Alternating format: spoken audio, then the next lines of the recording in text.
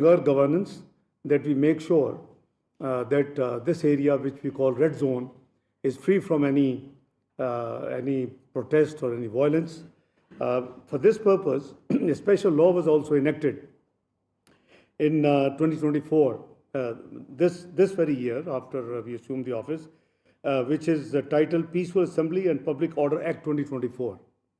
So that lays out what is required if you want to demonstrate here, if you want to protest, what can you do, which is the area assigned.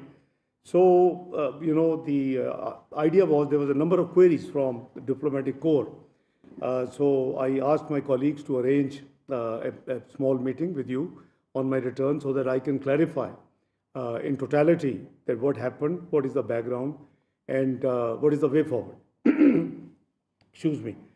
24th of November, we were receiving a state guest in Islamabad, and it was the President of Belarus.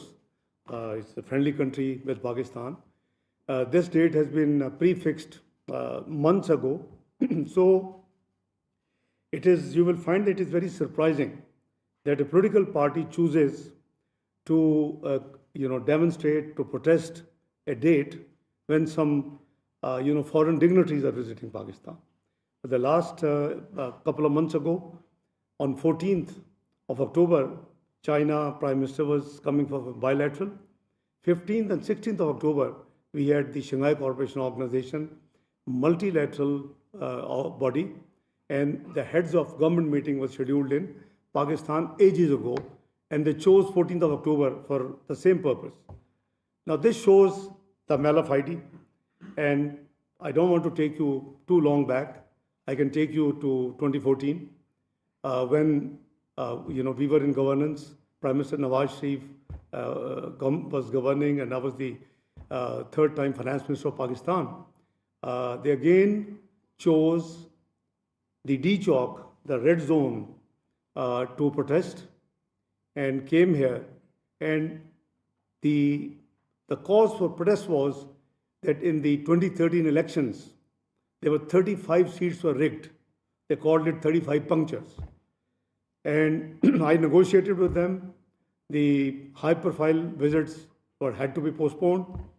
They were requested even to postpone it for 3 days, but they had reached the D Chowk, just opposite the parliament, and they were here 126 days. I personally negotiated with my team, with this political party, and eventually they said they had given hand-picked names of the Supreme Court judges led by the Chief Justice, the then Chief Justice of the Supreme Court, to hold a judicial inquiry. We agreed as a government because we want a peaceful, entire process. So they packed up after that, and the report is still available on record. That the report said there were no 35 seats were not rigged. It was a normal, small irregularities which happen in any country. So the 35 seats were declared.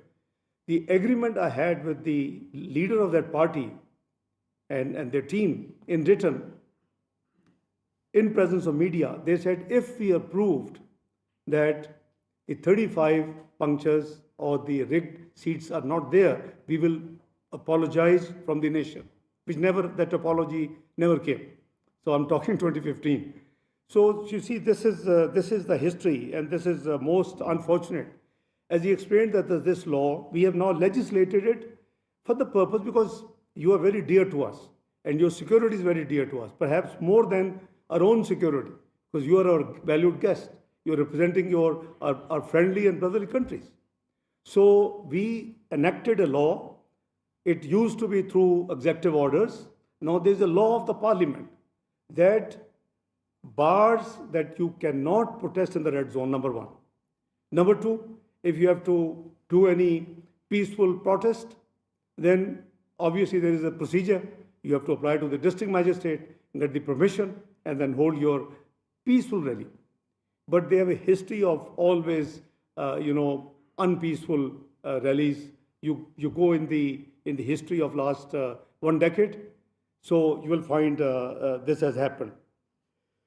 So when they announced the 24th, the business community of this area, they went to the Islamabad High Court again, the Apex Court of Pakistan, and the court, on the writ petition of the business community, stated, number one, that you cannot hold the rally in red zone, number one, and the Islamabad area.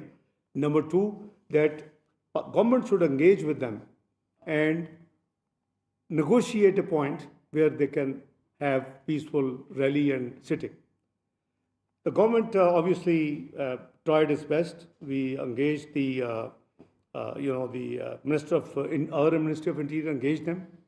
There was long sessions of 3 days, but nothing came out. They were still insistent that law or not law, we will come in the red zone. So unfortunately, the history of lawlessness of this party.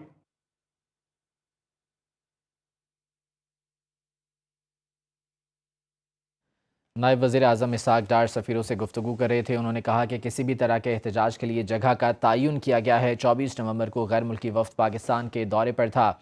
Isaac डार का कहना है कि इस्लामाबाद में red zone की security हमेशा हमारी तरजीहात में शामिल रही है। रेड जोन की सिक्योरिटी के हवाले से खुसूसी कवानीन भी नाफिज किए गए हैं।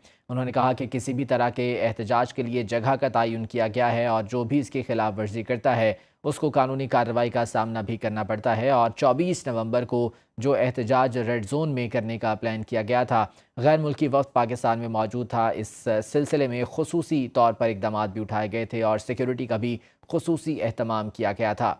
नायब वज़ीर आज़म इसाक डार सफ़ीरों से गुफ्तगू कर रहे हैं और इस्लामाबाद की सिचुएशन के हवाले से खुसूसन 24 नवंबर को जो इक़दामात उठाए गए थे उस बारे में उन्होंने आगाह किया। उन्होंने कहा कि माजी में एक जमात ने इंतख़ाबात में धांधली के इल्ज़ाम पर एहतजाज किया और इस हवाले से जो भी उनका प्लान था वो हैरान कुन तौर पर 24 नवंबर को प्लान किया।